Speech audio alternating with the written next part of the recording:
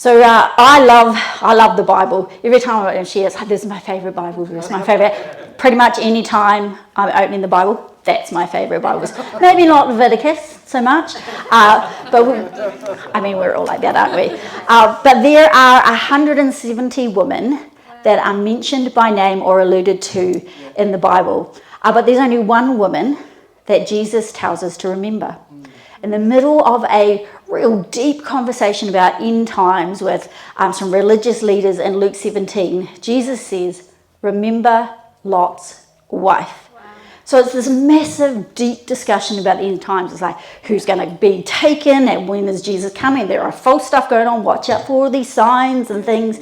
And he says, remember Lot's wife. Second shortest verse of the Bible. Who can tell me the shortest verse of the Bible? Jesus wept. So this is the second shortest verse in the Bible. So who is Lot's wife?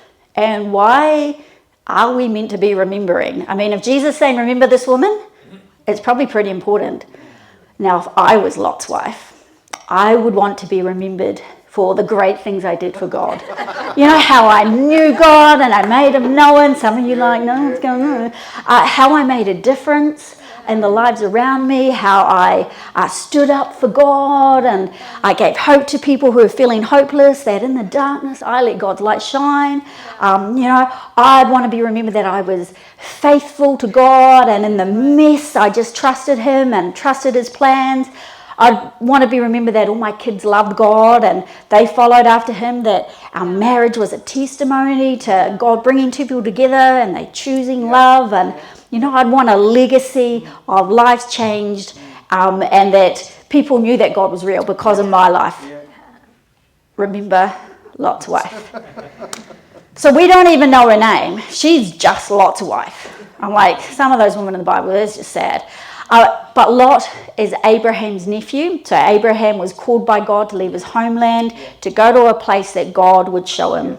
And both Abraham and Lot prospered in that place, to the point where their servants and their shepherds were arguing. It's like, I want that grass, that's the best grass. The grass really is greener on the other side. Like, come on. They decided they were going to part ways. And if you are familiar with the Bible, Lot chooses Sodom, which has a few red flags about what's going on. And long story short, Sodom is going to be destroyed by God. But because of Abraham's prayers for his nephew, angels visit Lot and his family, and they lay out an escape route. So here they are. Imagine this. They're fleeing the city, following God's instructions. They're being led into a whole new future, a new place with a new purpose. And in Genesis 19:26, we read, but Lot's wife turned back and became a pillar of salt. The only instruction the angel said was, don't look back. Don't look back at what's happening behind you. Don't look back at what's burning down. Don't look back at the past. Don't look back. But Lot's wife turned back, and she became a pillar of salt and got stuck there forever in a place that she was meant to be just passing through. That word look back in the original language means to look back with longing and a lingering and a desire to go back. Her attachment to the past was greater than God's call for her future. And she wanted what she was leaving more than what God had prepared for her ahead. And we can be so busy looking back and longing for what was, that we're not moving into the new thing that God is doing.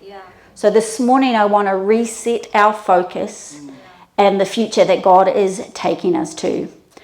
As the year wraps up, we often sort of reflect, and which is a really good thing. It's really good to reflect and go, what were the wins for the year? What went well this year? And look ahead to a new year. For some of you, it'll be new jobs, new years at college, maybe a new school, new levels at school, maybe finishing school, maybe going to uni. For others, you'll be just continuing on. No major changes, just same as. But the reminder and the refocus today is to look forward and plan on purpose with a purpose.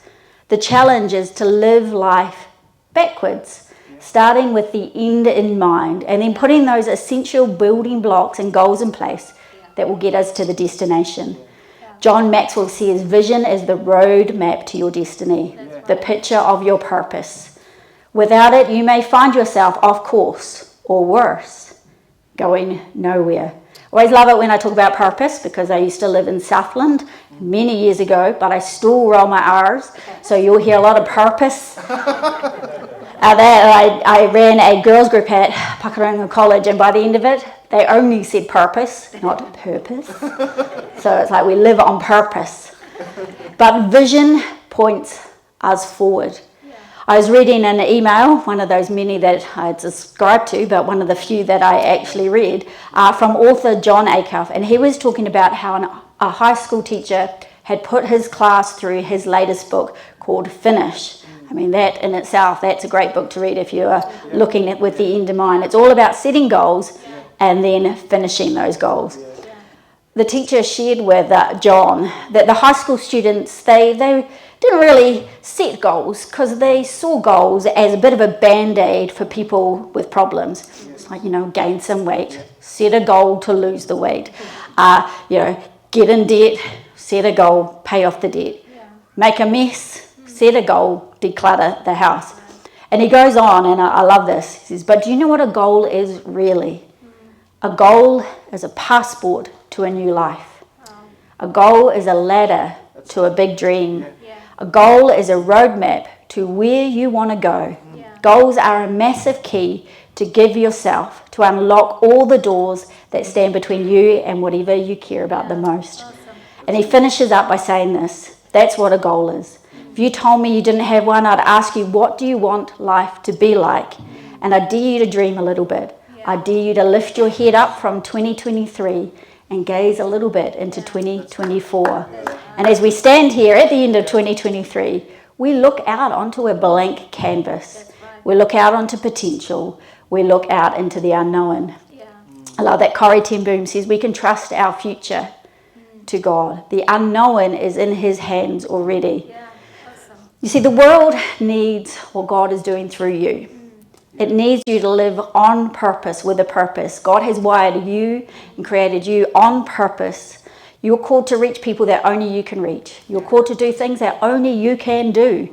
You're called to do things and to make a difference in people's lives on purpose. You've got a God-given destiny. And you're called to demonstrate the reality and grace of an amazingly good God.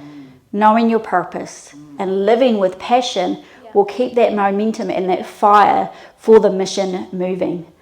In 1 Corinthians 9, it says, don't you realize that in a race, everybody runs, but only one person gets the prize. So run to win. All athletes are disciplined in their training. They do it to win a prize that will fade away. Just like Judy was saying about the kingdom, it will fade away, anything we build for ourselves. But we do it for an eternal prize. So I run with purpose in every step. I'm not just shadow boxing. I discipline my body like an athlete, training it to do what it should. When my heart resonates with passion and purpose, it enables us to be sustained and to push through the circumstances and the grit necessary to see that come to pass. When our heart is ablaze with vision, the discipline required to see that goal come to pass becomes part of the rhythm of how we live. Proverbs 29:18 says, where there is no vision, the people perish. And I love how the NSAB puts it, where there is no vision, the people are unrestrained. They cast off restraint.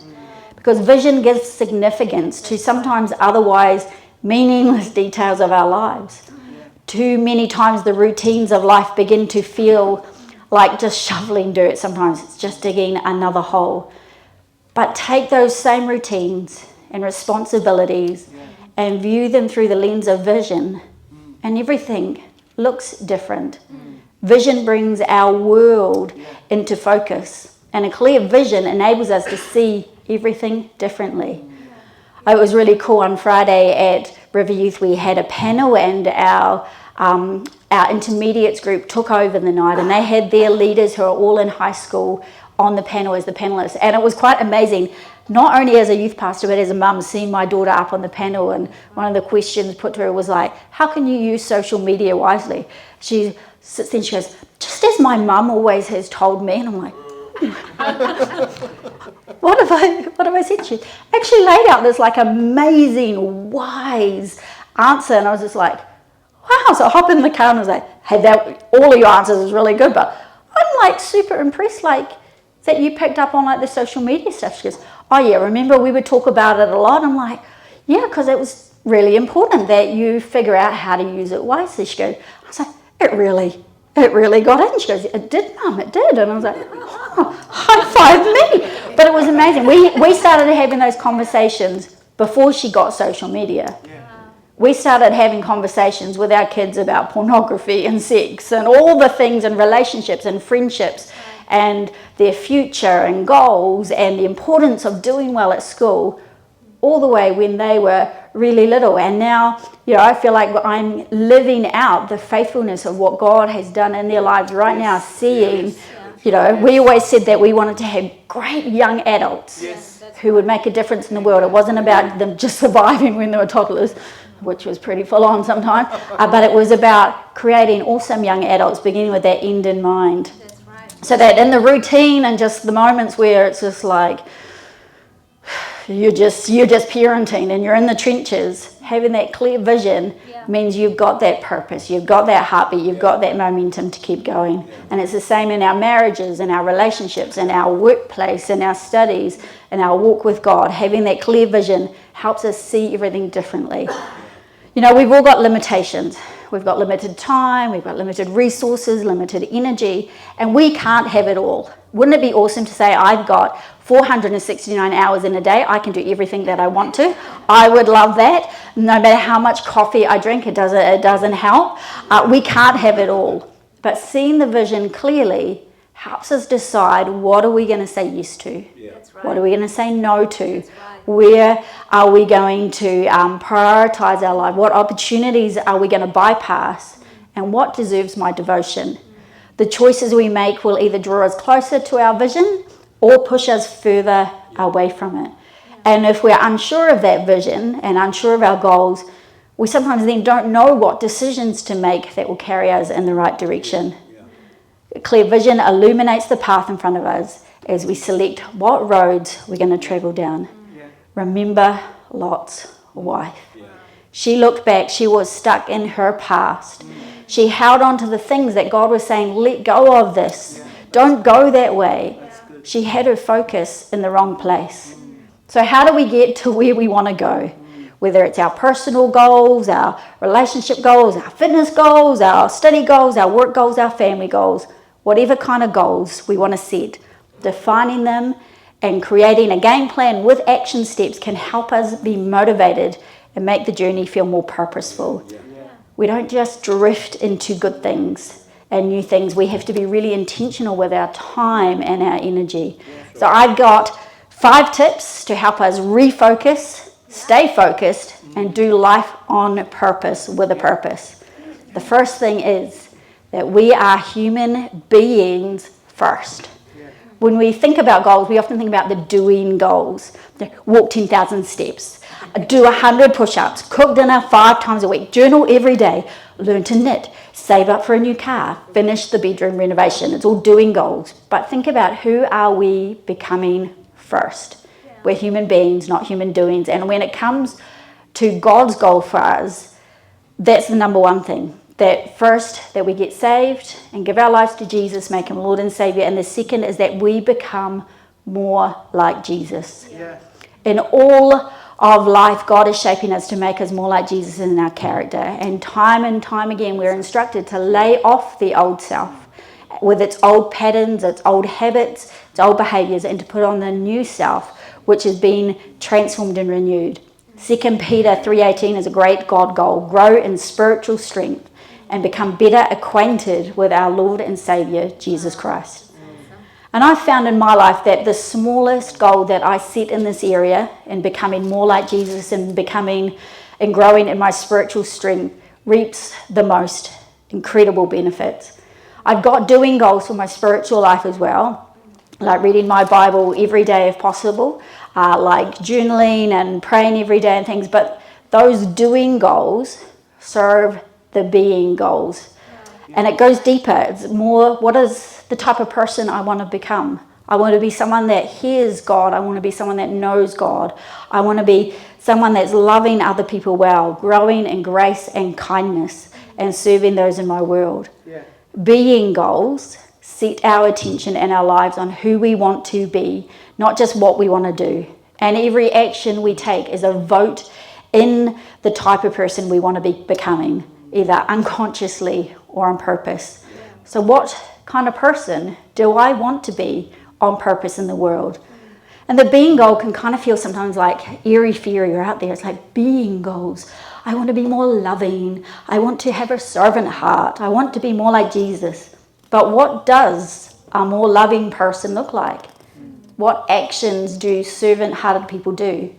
What would Jesus look like and do if he was living my life? How would he treat my co-workers? How would he hang out with my family? What would Jesus do with the 24 hours I have in my day? Yeah. And sometimes we need to evaluate and take stock of our life and evaluate our behaviors and our habits. Does this way of thinking, this way of behaving, help me become the type of person I want to be? And what are the specific steps I need to take to become more like that person, that human being I want to be at the end of my life? What can I change now that will make that a reality? And once we've established some of those being goals, we can then formulate the doing goals to help us get there. Yeah. The second thing is that vision is a verb. It's a doing word. It takes action. We can't just dream it. We have to do it. I love the book of Proverbs. Like every book of the Bible, except Leviticus. Firstly, it nails you on all of those character things. Those human being things you read and you're like, woo. But secondly, some of them are just really funny. Proverbs 22:13, the lazy one, this must be the Amplified Version, who manufactures excuses and says, there is a lion outside. I will be killed in the streets if I go to work. I'm like, hello, that's kind of wild. Proverbs 31:6, as a dog returns to its vomit, so a fool repeats his folly. I'm like, wow. But the one that I have always enjoyed the most. Where there is no oxen, the feeding trough is clean, but an abundant harvest is produced by a strong oxen. This is the poo-profit ratio. Yes, you are. Preacher just said the poo word. So if you've got no oxen, you've got no poo. You've got a clean stable, it's all good. But you've also got no harvest. So that's a problem, because they need the harvest, because they don't have McDonald's, there's no Uber Eats, they just can't pop down to Countdown, that's it. They need their oxen. You've got to have the oxen to have the harvest, and what do you know then? You've got to have the oxen poop. The idea, though, is to get the poop-profit ratio right. Too much poop? That's not good. You're just spending too much time mucking the stall. You're up to your ankles.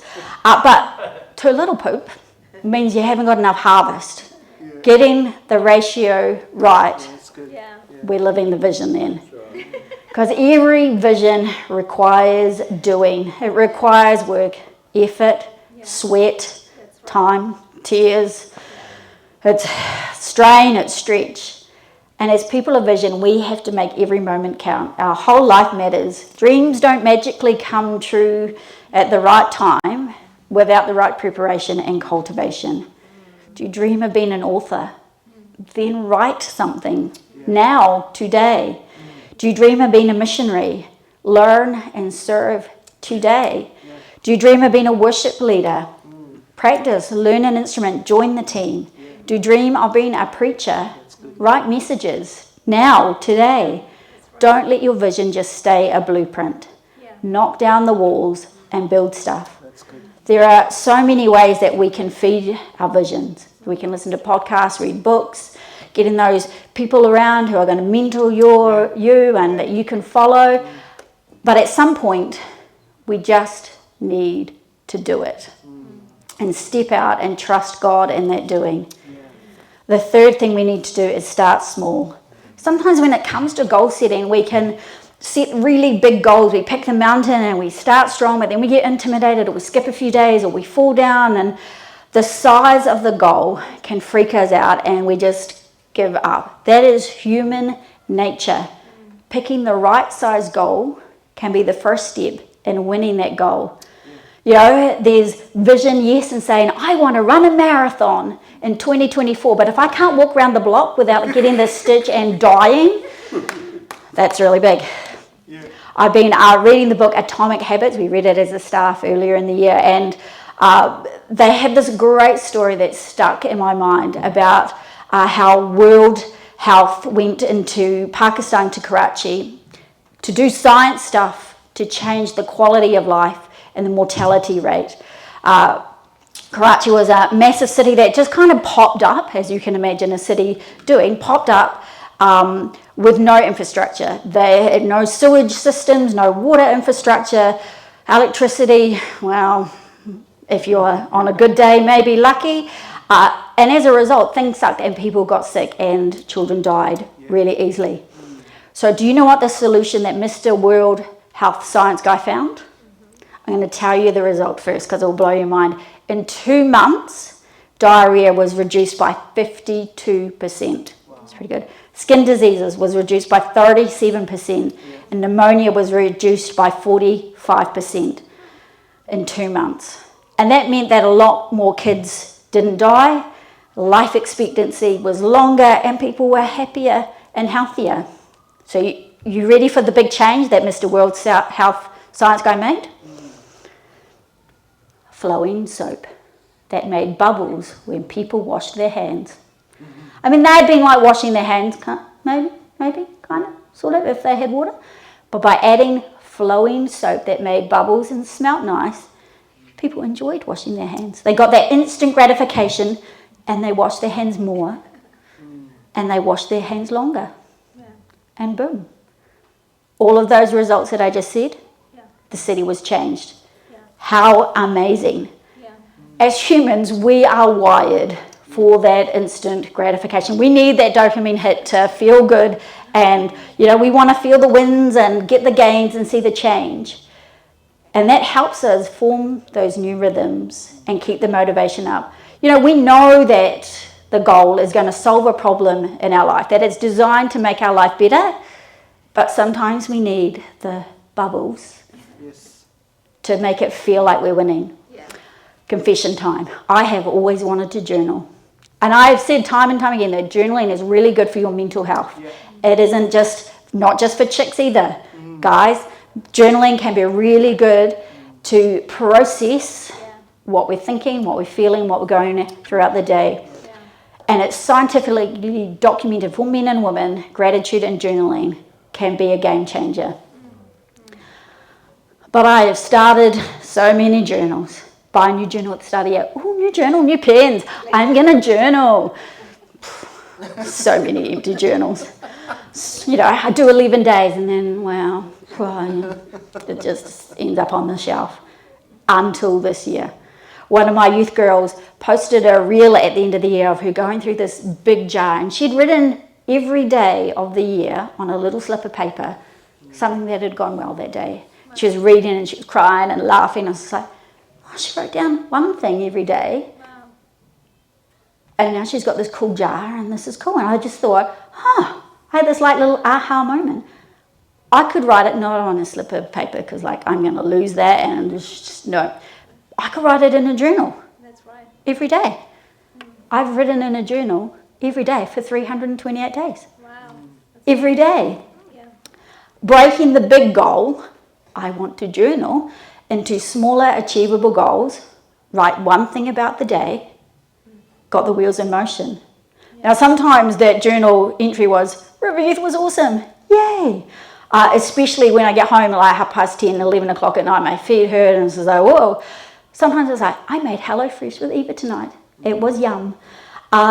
Sometimes though, that one day journal is a long reflection of what I was feeling and what was happening, and I'm processing this stuff in a way by writing one thing a day. it made space and held the place for that when I needed the mental health benefit of journaling, the habit was right there. And then, to add more bubbles to it, I downloaded a goal tracker. And so every day that I journal, I say, I've journaled today. And I get a gold star and a high five and a special reward at like day 10. Like, you have journaled for 10 days in a row. I was like, I rock. I'm amazing. It's like, yay. That gold star in my goal tracker, it is like bubbles to me. It is something in my brain that says, yeah, you're winning at this. You can do this.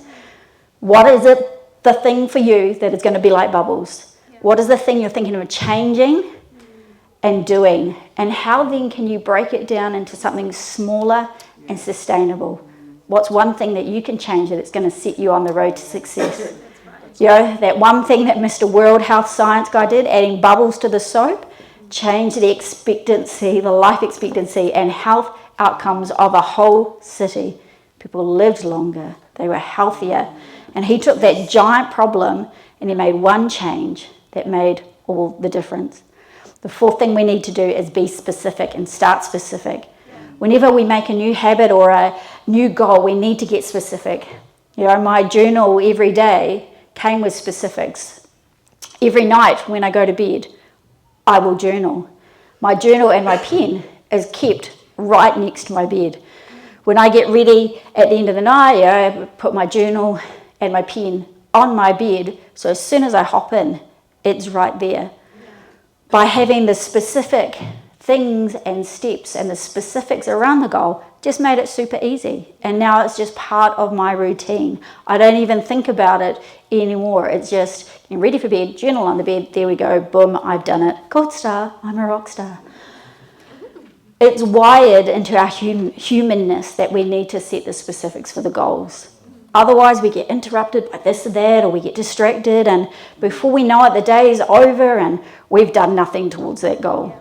But by being specific about what we want and how we'll get there, it helps us say no to those things that distract us and derail the process. And it helps us say no to the things that will pull us off course. So when we're goal setting, you've probably heard this before, so I won't go into it, we need to set SMART goals, goals that are specific, measurable, achievable, relevant, and time-bound.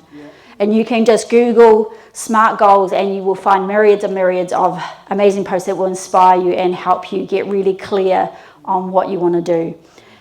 Because SMART goals help get the goal clear so we can make those changes to help us win. The fifth thing we need to do is just to keep going. There's something exciting about starting a new goal. Like start of the year, like that's why New Year's resolutions are a thing, because we're all excited. It's like, yes, new year, new me, woohoo. And we have like that oomph about the potential and the possibility, like my whole life is going to change. We're all full of buzz and then, you know, we can fall in the trap of preparing for the goal, you know. The goal is to get fit, so I need new sneakers, I need new gym clothes. Goal to journal, I need a new journal. I need to have fancy, it's got to be the right kind of pens. So I need to go, you know, I want to read my Bible every day. I'm going to need a new Bible. I'm going to need somewhere cool to put my Bible. I'm going to need a new coffee cup to have like my Bible coffee in. It's a thing. I think some of us get into, I'm going to declutter the pantry, which means I need to do a Kmart run because there's got to be like 145 different storage options that are going to look so cool in my new pantry. Yeah, we do that. And then, you know, we set that goal 10,000 steps in a day. We get to 2,000 and it's like, oh my gosh, I'm so tired, or I might just watch Netflix tonight. Yeah, tomorrow. But just because we miss a day doesn't mean that we need to throw the goal out the window. We just have to keep looking forward and pushing through. And maybe somebody needs to hear this today. You've got permission to start again. You've got permission to mess up and then start fresh. Failure is not a full stop. The key to winning isn't perfection. It's not about doing it perfectly every time. It's repetition. A habit is just a behavior that when we repeat it enough, it becomes automatic. Just keep hitting repeat again and again and again. And with each repetition, we're actually rewiring our brains for success. You know, in Joshua 1 verse 8, God instructs Joshua, keep this book of the law always on your lips, meditate on it day and night. So you may be careful to do everything written in it. Then you'll be prosperous and successful. Morning and night. Rinse and repeat. Do it again and again and again and win. There's this grace season to a new goal. But then we have to lean into our resilience and just keep going. Just keep showing up every day in the new thing till it becomes the new habit. You know, tap into what motivates you. Is it, you know, like when we, you know, with kids, we would have sticker charts. And then, you know, they'd get a stick for doing the goal. And then after so many days, they would get like a treat and a reward. Maybe it's a reward at the end of a month if you've done it. Maybe it's like me having my goal tracker and my high fives and my gold stars. It's wonderful. Essentially, the reward really is the life change, though. Yeah. The goal is going to help us change and answer a problem. But it's all right to need some of that external help and support to fuel that internal motivation and that divine vision. My last point, and if the keys would like to come on, that'd be awesome. We need to have a faith focus. Philippians 1 verse 6 says, God will finish what he starts. You know, God has started something in our lives. And he will see it through to the destination. God is the dream fulfiller as well as the dream giver. He gives us those dreams. He gives us those desires. And these are the seeds of God's plan. And he doesn't just then leave it for us to work it out ourselves. Like, hey, yeah, you go to it now. You figure it out. He's with us every step of the way to fulfill that vision. One of my most favourite quotes is by singer Kim Walker-Smith. And she says, in the pursuit of following him, he brought my destiny to me. I didn't have to chase my destiny. It came. My eyes fixed on him, walking to him, and he aligns my steps. That's beautiful. In the pursuit of following him, he brought my destiny to me. I didn't have to chase my destiny. It came. My eyes fixed on him, walking to him, he aligns my steps. Sometimes we just have to fix our eyes on Jesus, the author and perfecter of our faith. That's right. And this morning I feel that there are people here and you've had dreams and goals. And maybe they haven't worked out before. Maybe they haven't worked out yet. Don't look back. Look forward and trust what God can do.